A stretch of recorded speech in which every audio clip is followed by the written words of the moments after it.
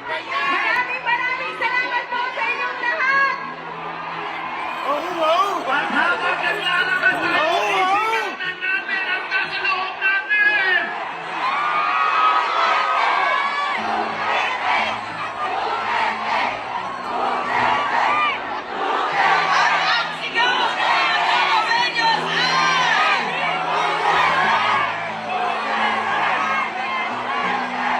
We will never get tired until you are home!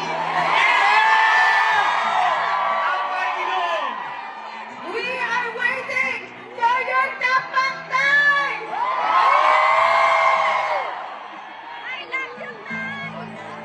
Mabuhay ang Davao! Mabuhay ang Pilipinas!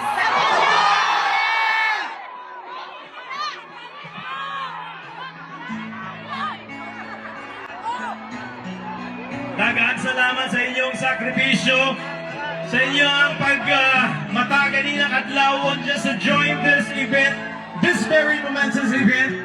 Something unique that we celebrate our 88th araw ng Davao. This is a very special moment for everyone. Today, we made a history that the people will never forget.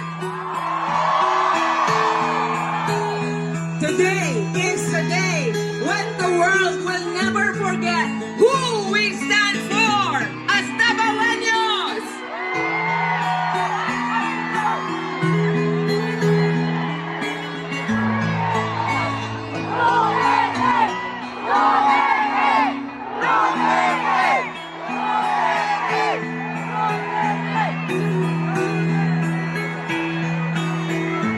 Isa